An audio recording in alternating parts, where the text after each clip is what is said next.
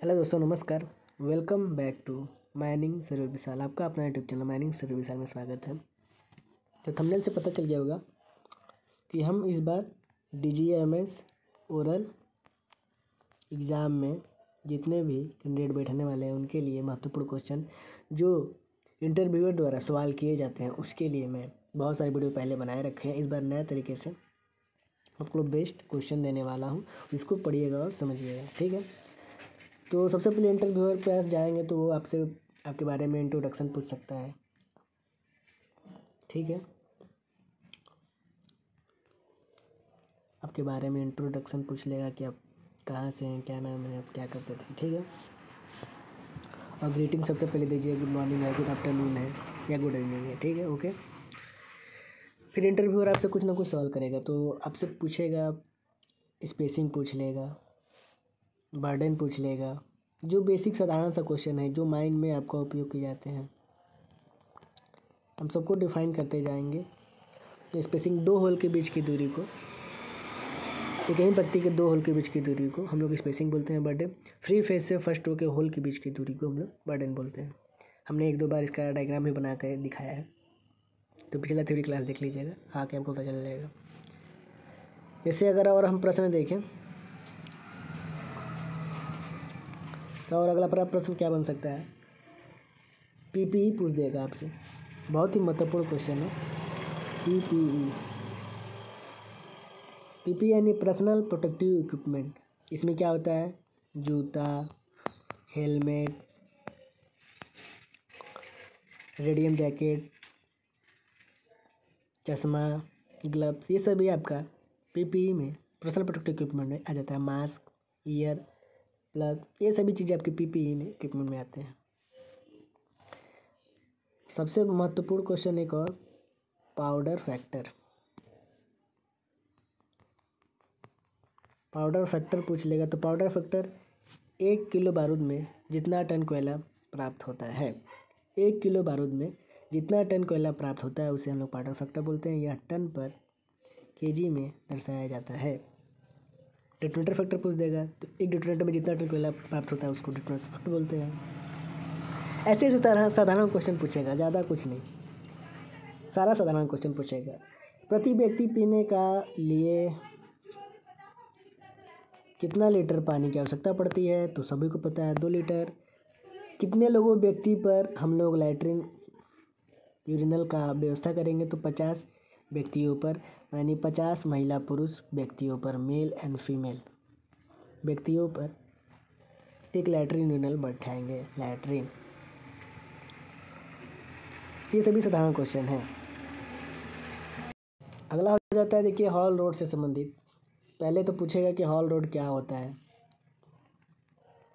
Interviewer द्वारा सवाल होगा आपका, हॉल रोड क्या होता है। तो हॉल रोड ट्रांसपोर्टेशन के लिए यूज़ किया जाने वाला एक रास्ता है जो ओपन कास्ट माइनिंग मशीनरी में यूज़ किया जाता है। इसमें हैवी अर्थ मूविंग मशीनरी चलती है, HEMM मतलब सॉवेल, डंपर, ड्रैग लाइन, ये सभी चीज़ें हैवी मशीनरी इस पर ट्रेवल करती हैं, ओके। आपका हॉल रोड का 1 वे और 2 वे का चौड़ाई पूछ लेगा। तो 1 वे का जैसा आपको पता है कि सबसे बड़ी मशीन के +5 मीटर 1 वे का रास्ता होगा। 2 वे का सबसे बड़ी मशीन के वाहन के 3 गुना +5 मीटर रखा जाएगा। अब बेंच संबंधी क्वेश्चन, बेंच से पूछेगा, क्या क्या बेंच संबंधी पूछ लेगा क्वेश्चन। बेंच क्या होता है, बेंच विड्थ क्या होता है, बेंच विड्थ के बाद क्या आता है, बेंच हाइट क्या होता है, ये सभी चीज़ें आपसे पूछ लेगा। क्रेस्ट क्या होता है, टो क्या होता है, होल की गहराई कितनी रखेंगे, स्पेसिंग बर्डन कितना रखेंगे। तो स्पेसिंग बर्डन हम लोग वहाँ के स्टार्टअप पर डिपेंड करता है कैसा है, बारूद पर डिपेंड करता है कैसा है, होल की गहराई भी उस दोनों पर डिपेंड करती है। तो ये सभी चीज़ें आपको पता होनी चाहिए। तो बेंच क्या है, अपर भाग और लोअर भाग को जो काट के बनाया जाता है उसे बेंच बोलते हैं। बेंच विड्थ क्या हो जाता है, तो बेंच विड्थ की चौड़ाई पूछेगा और हाइट पूछेगा। तो बेंच विड्थ देखिए, बेंच हाइट के बराबर होना चाहिए। विड्थ 3 कंडीशन है, जो आपकी विड्थ है बेंच के हाइट के बराबर होना चाहिए सबसे बड़ी मशीन के वाहन के, प्लस 2 मीटर होना चाहिए। डंपर चल रहा है तो डंपर के 3 गुना यानी 3 टाइम्स होना चाहिए। हाइट की बात करें तो सबसे बड़ी मशीन जो चल रही है उसकी बूम की हाइट के बराबर हम हाइट रखेंगे। बेंच से सारा क्वेश्चन खत्म, यही पूछेगा आपसे बेंच संबंधी क्वेश्चन। और क्या पूछ लेगा, सबसे महत्वपूर्ण डेंजर जोन पूछ लेगा। डेंजर जोन सभी को पता होगा 500 मीटर रेडियस यानी त्रिज्या।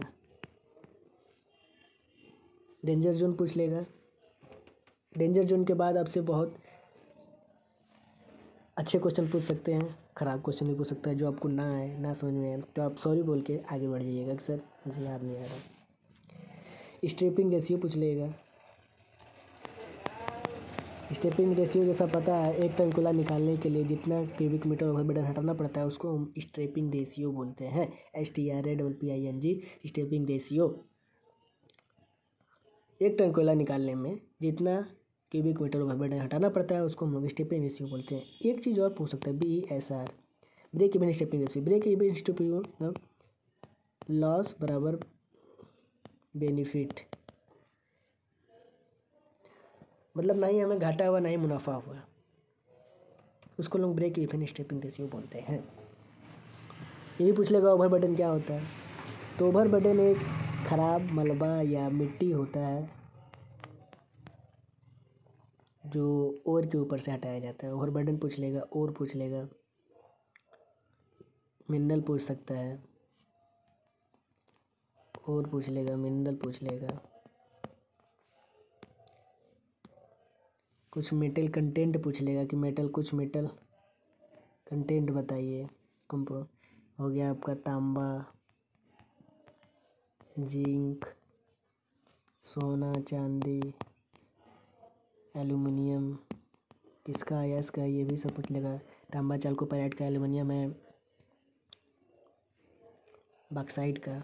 ठीक, ये सभी चीज़ें याद रखनी होगी आपको as a interview oral exam में TGMS द्वारा पूछे जाए क्वेश्चन, जो डायरेक्टर आपसे क्वेश्चन पूछा जाता है।